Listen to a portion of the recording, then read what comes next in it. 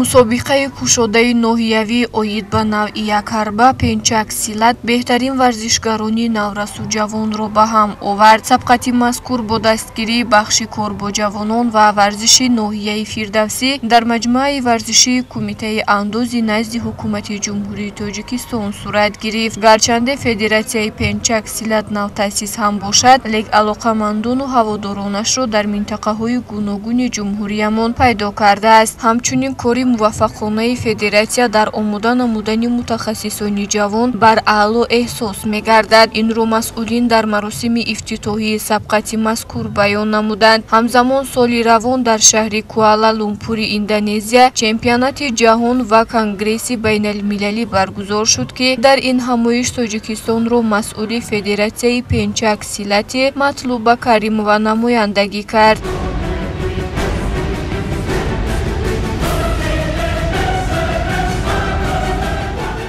خیلی در سطح عالی برگزار گردیده ایستاده و مقصد اساسی هدف ما این است که ما باید بهترینا را انتخاب کرده در سال 2023 ماه ینور که ما را در جمهوری ازبکستان در شهر تاشکند مسابقه آسیایی انتظار است و ما باید آماده باشیم، تیار باشیم، چون که بهترین ورزشگران را انتخاب کرده در آنجا سفربر کنیم و ورزشگران ما نیز در آنجا اشتراک کنند. Аслан Федератсияи пенчак силати ҷумҳурии Тоҷикистон аз соли 2019 инҷониб фаъолият дорад. Ба фаъолияти расмии Федератсияи мазкур мураббии ҷавон Матлуба Каримова асос гузоштааст. Бояд гуфт, ки пенчак силат номи умумии санъатҳои муҳорибаи Индонезия ва Малайзия, ки ду бахши асосиро дар бар мегирад: ҷанг бидуни силоҳ ва мубориза бо силоҳ. Услубҳои муосири пенчак силат ба усулҳои ҷангии қабилаҳо ва халқҳои мухталифи сокини Индонезия асос ёфтааст. Тарҷумаи дақиқи ибораи пенчак силат тағйироти моҳиронаи мавқеи бадан барои дифоъ. Силат истифодаи ҷангии пенчак мебошад. Гарчанде аз таъсиси федератсия вақти зиёд сипарӣ нашуда бошад ҳам, лек сол ба сол пайравонаш аз ҳисоби кӯдакону наврасон зиёд гардида истодааст. Ба мо аз ҷумҳурии Ӯзбекистон, аз ҷумҳурии Қазоқистон, давлати Қирғизистон, дигар давлатҳо ба мо дар тамос ҳастанд. Мехоҳанд ки ба душанбе омада, ба Тоҷикистон омада, дар душанбе дар мусобиқаҳои мо бисёртар иштирок кунанд, чунки ки онҳо бисёр дида истоданд ки пешравии Федератсияи пенчак силат аллакай хело дар сатҳи олӣ қарор гирифта истодааст, сурат гирифта истодааст, чунки бисёр мусобиқаҳое ки аллакай худи ман ки сардовари мусобиқаи ҳастам дар сатҳи олӣ ки бисёртар баргузор гардода истода, онҳо интизор ҳастанд, онҳо бисёртар мехоҳанд ки дар ҷумҳурии Тоҷикистон дар шаҳри Душанбе хусусан мусобиқаи байналмилалӣ баргузор гардад.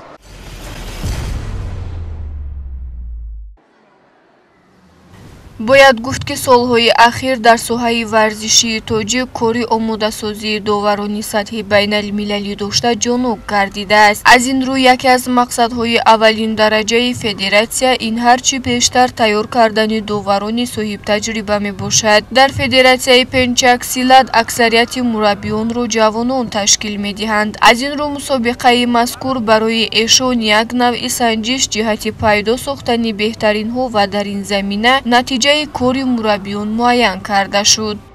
ҳамчун мураббӣ дар шаҳри Душанбе дар ноҳияи Сино дар маҷмӯаи варзиши алоқа зиёда аз 40 шогирд дорам, дар инҷо дарс метиҳам ва дар ин мусобиқаи пенчак силат бошад, дар ин мусобиқа ман ҳамчун довар дар инҷо доварӣ мекунам. дар инҷо доварӣ яке ай вазифаҳои пурмасъулият буда. Барои мо, барои ҳар як варзишгар аҳамияти ҷиддӣ доранд дар кор, чунки ояндаи ҳамин варзишгар тақдираш дар дасти довар аст. طبق اطلاع مسئولین فدراسیای نامبرده صفی ورزشکاران در این نمودی رشته ورزش روز تا روز زیاد گردیده ایستاده است که این دلالت از آن می‌دهد که در مدت کوتاه ورزشکاران این نمودی ورزش در سطح جمهوریوی و بین المللی همچنین در جهانی مقام نمایان را اشغال می‌نمایند. یکی از ورزشکاری فعال فدراسیای نگینا منصورова میباشد. نامبرده در مسابقه نوبتی نیز از خود تأثیرات عمیق باقی گذاشت.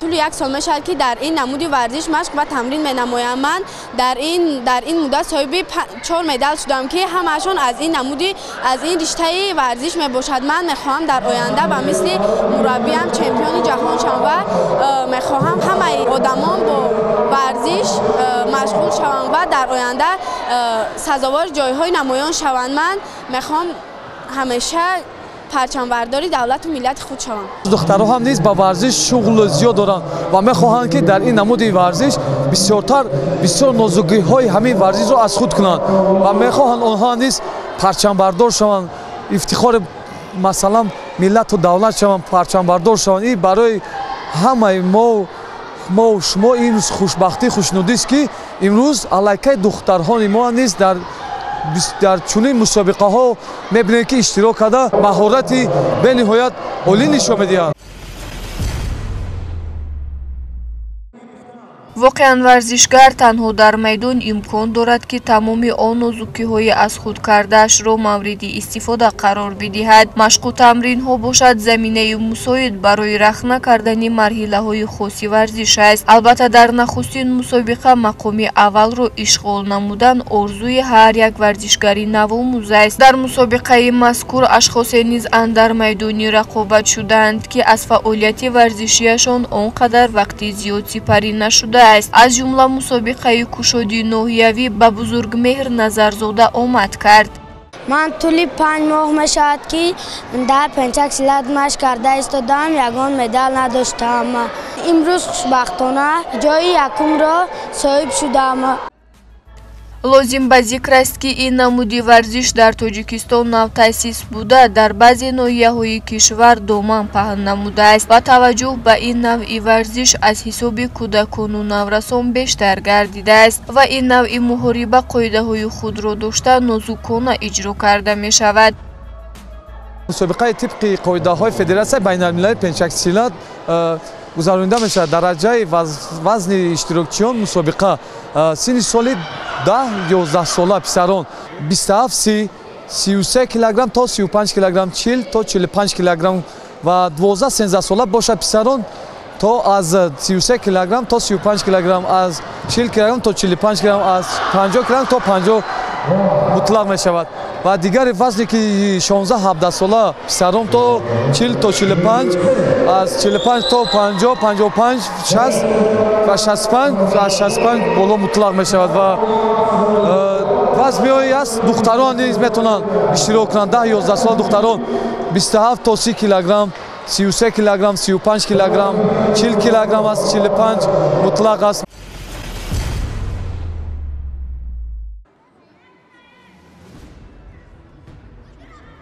воқеан ҳам варзиш гарави саломатӣ мебошад. ҳукумати кишвар ҳамеша соҳаи варзишро дастгирӣ намуда баҳри рушди он ва иштироки варзишгарон дар мусобиқаҳои сатҳи ҷумҳуриявию байналмилалӣ шароитҳои мусоид фароҳам меорад. аз инҷост ки имрӯзҳо варзишгарони кишвар аз рӯи намудҳои гуногуни варзиш дар арсаи ҷаҳонӣ мақому манзалати хосаро касб намуда бо дастовардҳои беназир ба ватан бармегарданд. ба намуди пенчак силати духтарон ҳам таваҷҷӯҳ доранд. طولی 8 ماه می‌شود که در این نمودی ورزش مشق کرده ایستادم و این یکمین مغالبت من میباشد و من در این یکمین مغالبت هم سزاوار جای اول شدم و من میخواهم که در آینده پرچمبردار ملت شوم. ёдовар мешавем ки дастпарварони федератсияи навтаъсис қаблан мактаби муҳорибаҳои ғайрикасбии унифайдро гузаштаву ба чандин дастовардҳои шоён ноил шудаанд. инҷо метавон фаъолияти назараси мураббии ҷавон Матлуба Каримоваро мисол овард. зери роҳбарияш шоира Зулқайнар ва Миҷгона Самадова, Асила Каримова, Сайёра Саидова, Ҷонона Қурбонова, Динора Набиева дар мусобиқаҳои ҷаҳониву осиёӣ ба муваффақиятҳои бузург ноил шуданд. хотиррасон менамоем ки Матлуба Каримова аввалин шуда дар риштаи унифайд мусобиқаи ҷумҳуриявиро миёни духтарон ташкил намуд. шогирдони ман низ алакай мураббӣ ҳастанд дар ин намуди варзиш. алакай шогирдони ман низ шогирдони онҳо ҳам низ дар ин мусобиқа баромад карда истодааст.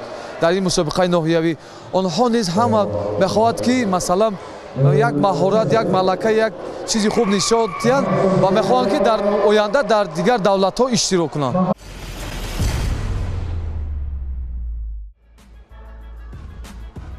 бешубҳа таҳкурсии варзиш кӯдакону наврасон аст ва дар федератсияи зикр гардида аксари ихлосмандонашро кӯдакону наврасон ташкил медиҳанд. мусобиқаи мазкур ба Абубакр Мирализода то дербоз аз худ тираж судуда нахоҳад шуд.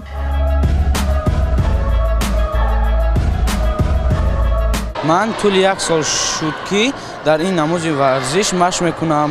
устоди ман Ҳалимов Суҳроб мебошад. ман 3 мусобиқа доштам ки дар 2 тои он ҷои аввалро ишғол намудам ва яке онро дар ин намуди пенҷат силат ҷои аввалро ишғол намудам.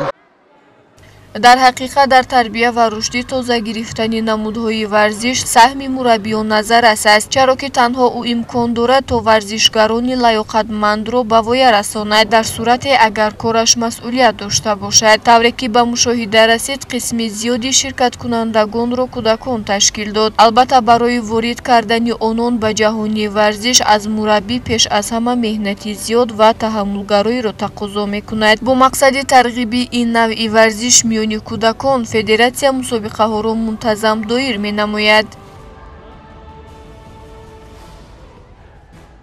омодагии ҷиддӣ мебинем ки ба ин мусобиқаҳо бояд боз ҳаракат карда ба қуллаҳои баланд расанд.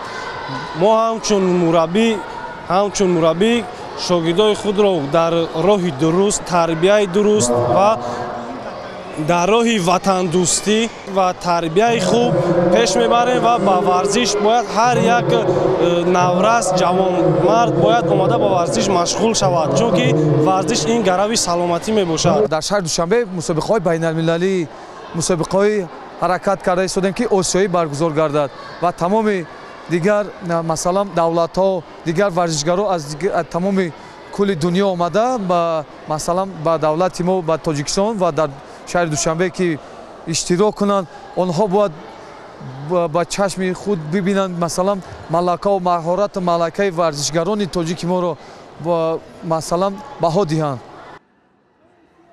чуноне ки сарвари давлат дар паёми солонаи хеш ироа намуданд, ҷавонони тоҷикистони соҳиб истиқлол нерӯи созандаи ватан буда нақши онҳо дар тараққиёти ҳамаи соҳаҳои ҳаёти давлат ва ҷомеа бисёр арзишманд ва назаррас мебошад. мо бо ҷавонони кишвари худ ифтихор дорем, зеро онҳо дар рушди давлат ва ободии ватан фаъолона саҳм мегузоранд. марзу буми сарзамини аҷдодиро ҳимоя мекунанд, ватандӯсту ватанпараст бо нангу номусанд ва ба халқу давлати Тоҷикистон содиқ мебошанд. маҳз ҷавононанд ки дар оммавигардонии варзиш нақши асосӣ дошта ба шарафи пирӯзии онҳо парчами тоҷикистони маҳбуби мо дар гӯшаҳои гуногуни дунё парафшонӣ мекунад.